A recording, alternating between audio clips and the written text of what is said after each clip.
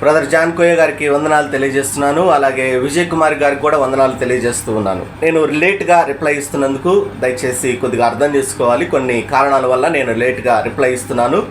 అయితే మనం మాట్లాడుతున్న డిబేట్ కార్యక్రమం ఇంతటితో ముగిసినట్టు కాదు. ఎందుచేతనంటే నేను మీకు లైఫ్ టైం సవాల్ను విసిరాను.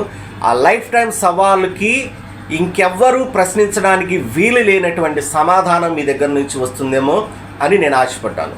క్రైస్తవ లోకంలో మరెవ్వరూ ఇంకొకసారి నాలాగా ప్రశ్నించకుండా మీరు ఫుల్ స్టాప్ పెడతారని నేను ఎంతో ఆశపడ్డాను. అయితే పాత కథనే మీరు మరలా తీసుకొని యోహాను వ్రాసిన 2వ పత్రికనే మరలా మీరు ఉటంకిస్తూ మాట్లాడారు. దానిలో ఏర్పరచబడిన అమ్మగారికి అని రాశారు. నేను అదే రోజు అడిగాను, దేనికోసం ఏర్పరచబడింది? ఆమె ఇంట సంఘం ఉన్నదా? ఒకవేళ సంఘం ఉంటే ఆమె పరిచారకురాలుగా ఉందా? సంఘ కాపరిగా ఉందా? అన్నిటికంటే ముఖ్యమైన విషయం ఏంటంటే మీరు చెప్పిన మాట, స్త్రీ ప్రభు వాళ్ళు ఇవ్వచ్చు, బ్యాప్టిజం ఇవ్వచ్చు, సంఘ కాపరిగా నిర్వహించవచ్చు అనే విషయాలు మీరు చెప్పారు. ఈ 3 విషయాల మీద లైఫ్ టైం ఛాలెంజ్ని నేను మీకు ఇచ్చాను. అయితే ఎప్పటిలాగానే మీరు మీ టీంతో కూర్చొని మాట్లాడుకొని మీకు మీరే సమాధానాలు చెప్పుకొని మీకు మీరే తృప్తిపడి ఇది ఇంతటితో అయిపోయింది అని తేల్చిపడేసి ఆ విషయాన్ని అలా పక్కన పెట్టేశారు. అయితే డిబేట్లో అంశాలు ఆ విధంగా ఉండవు కదండి. మీకు మీరు ఒక అభిప్రాయాన్ని కలిగి ఇప్పటికే ఉన్నారు, అదే అభిప్రాయాన్ని సమర్థించుకున్నారు. దానికి కూడా హేతుబద్ధమైనటువంటి సమాధానాలు మీరు చూపించలేకపోయారు. కాబట్టి మీరు ఖచ్చితంగా ఈ విషయంలో మీరు ఓడిపోయారు లేదా ఒప్పించలేకపోయారని నేను ఖచ్చితంగా చెప్పగలను.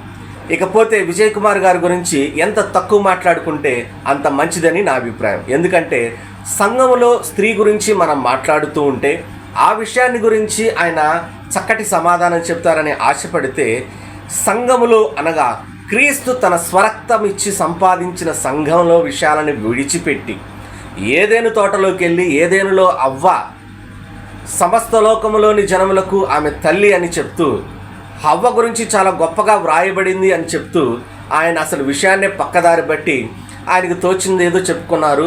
ఆయన ఆత్మసంతృప్తి ఆయన చెందారు. అయితే క్రీస్తు తన స్వరక్తం ఇచ్చి సంపాదించిన సంఘానికి సంబంధించిన ఆ సంఘములో జనులు ఎలాగూ నడవవలను అనే అంశం మీద మాత్రం మనం మాట్లాడాం తప్ప ఏదేను తోటలో అవ్వ గురించి మాట్లాడలేదు.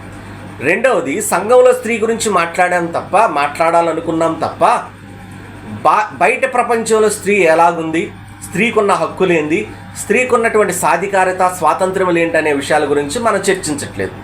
కేవలం క్రీస్తు సంఘంలో వాళ్ళ గురించి మాత్రమే మాట్లాడుకున్నాం.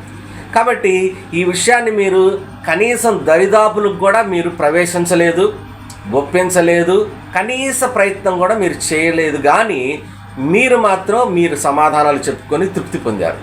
అయితే నేను ఒక మాట చెప్పదలుచుకున్నాను. ఈ అంశాల మీద ఎవరికి డౌట్ ఉన్నా, ఏ ప్రశ్నలున్నా నేను సమాధానం ఇవ్వడానికి సిద్ధంగా ఉన్నాను. ఎదుటి వాళ్ళు అడిగే ప్రశ్నలకు సమాధానాలు చెప్పకుండా మనమే మాట్లాడుకొని మనమే ఒక కన్క్లూజన్కి రావటం అనేది ఎంత మాత్రము కూడా మరి ఆమోదయోగ్యమైనది కాదని నేను తెలియజేస్తున్నాను. సో ఈ విషయం ఇంతటితో అయిపోలేదు. మీరు ముగించాలి అనుకుంటే అది మీ ఇష్టం. నేనైతే ప్రశ్నించే వారికి ఖచ్చితంగా దేవుని వాక్యంలో నుండి సమాధానాలు చెప్పడానికి ఎప్పుడు సిద్ధంగానే ఉంటాను. మీ సమాధానాలు బట్టి నేనైతే తృప్తి పొందలేదు.